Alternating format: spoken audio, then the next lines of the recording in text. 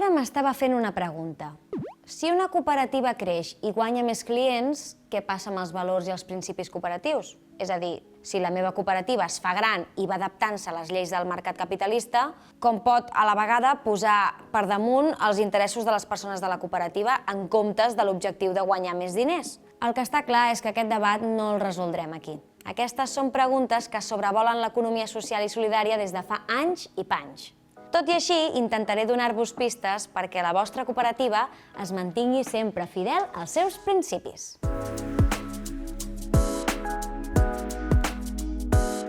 Recordeu els pioners de Rockdale? Sí, els primers a crear la primera cooperativa l'any 1844. Doncs també van ser els creadors dels principis cooperatius. Aquests principis són 7 i es reflecteixen en el funcionament a partir del qual s'haurien de regir totes les cooperatives del món. 1. Afiliació a la cooperativa voluntària i oberta. 2. Gestió democràtica per part dels membres. 3. Participació econòmica dels membres. 4. Autonomia i independència. 5. Educació, formació i informació. 6.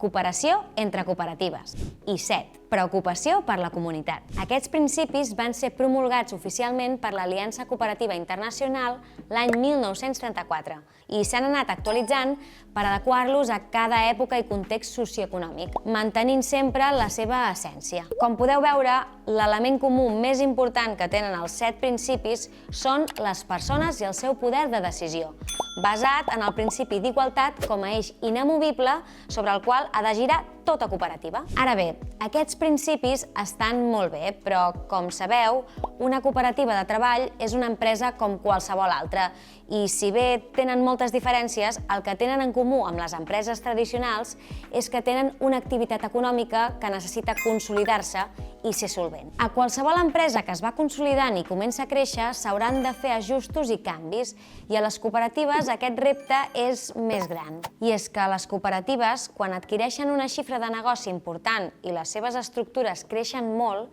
corren el risc que les persones sòcies perdin la seva veu i que els directius considerin que les decisions a prendre i els reptes a enfrontar són massa complexos i es prenguin les decisions sense escoltar els altres socis. Ja ho sabeu, el poder corromp. Ara bé, hi ha una sèrie de mecanismes que es poden dur a terme per tal d'evitar aquest desajust. Primer, que les persones comparteixin valors i principis.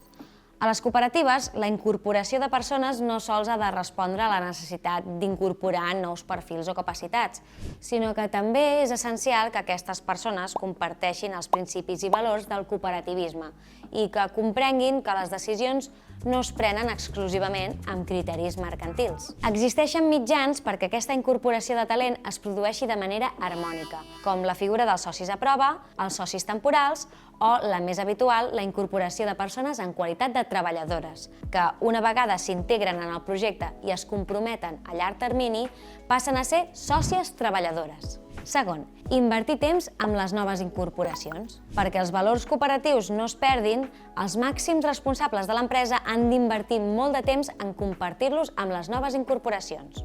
Les persones sòcies fundadores i les directives han de ser conscients que els seus hàbits i comportaments han de reflectir els valors cooperatius, ja que ells i elles són els referents de les noves incorporacions.